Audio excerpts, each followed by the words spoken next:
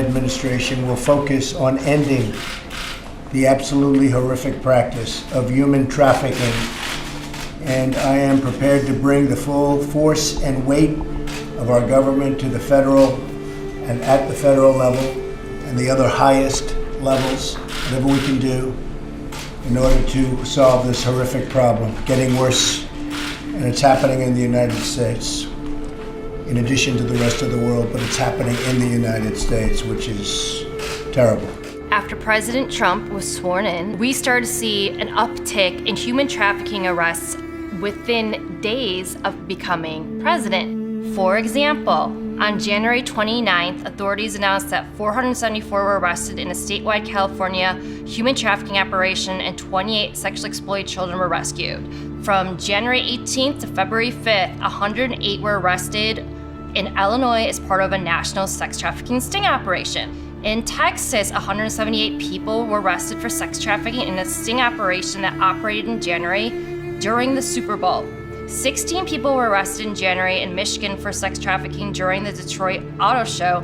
And in February of that year, authorities arrested 11 in Virginia in a child sex trafficking sting. President Trump gave a listening session in the White House surrounded by advocates who had been working to combat child sex trafficking with the federal government for many years. And President Trump looked into the camera and said, over the past 4 weeks, we have been working with the government harder than ever before to end the scourge of human trafficking. Dedicated men and women across the federal government have focused on this for some time. As you know, a lot of you have been dealing with the federal government, and it's been much more focused over the last 4 weeks, I can tell you that. There has never been an administration that has done this much, signed this many bills into law to combat human trafficking, or allocated this much money to help the victims.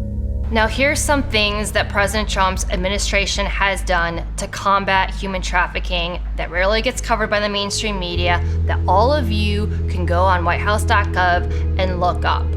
President Trump has signed 9 bills into law addressing human trafficking. President Trump has awarded over $35 million in grants that goes to victims of human trafficking. Now, President Trump issued an executive order in 2017 that seized the assets of people involved in human rights abuses, and has also passed executive orders that would seize money from abusers and allocate that money to the victims. The mainstream media has not been fair to Jeff Sessions at all. What they failed to report is that it was his Department of Justice that was behind many of the sting operations to combat child sex trafficking, and he made it very clear in many speeches that ending human trafficking was an absolute priority for his Department of Justice. In 2017, after Jeff Sessions addressed law enforcement in a training session to combat human trafficking, we started to see not only more pedophile and child sex trafficking arrests, we started to see more high-profile arrests. We saw Mayor de Blasio staffer and CNN guest Jacob Schwartz arrested in May of 2017 for possession of 3,000 images of child porn, including the rape of a 6-month-old baby. We saw former Oklahoma State Senator Ralph Shorty charged with sex trafficking and the production of child porn.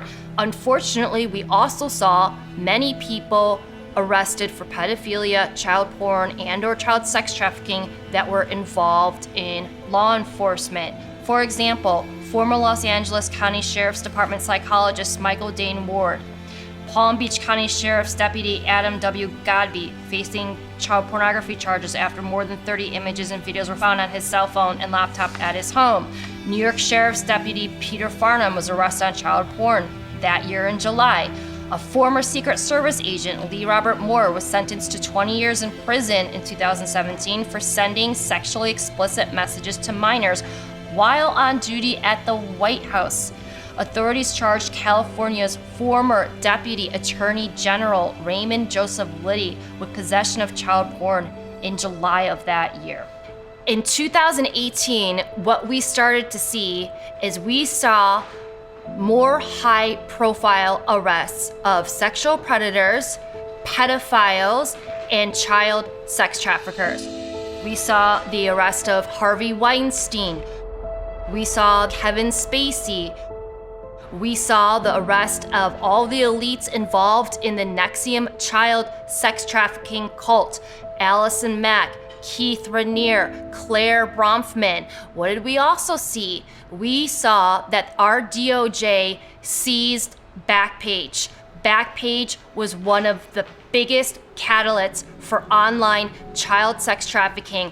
Backpage operated and was involved in child sex trafficking in almost 100 countries, and it was President Trump's DOJ under Attorney General Jeffrey Sessions that shut down those child sex trafficking operations that were operating in almost 100 countries. That's a huge deal.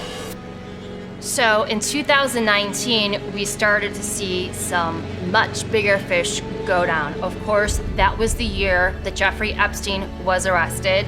And then this year, 2020, we saw the arrest of Ghislaine Maxwell.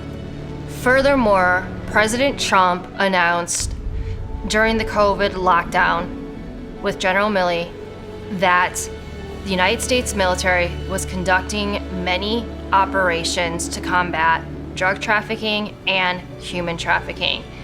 President Trump specifically talked about a secret military operation commanded by General Milley, who is the highest ranking U.S. military official, that led to the rescue of a girl who dealt with the most horrific abuse that anyone could deal with, next to death, according to President Trump.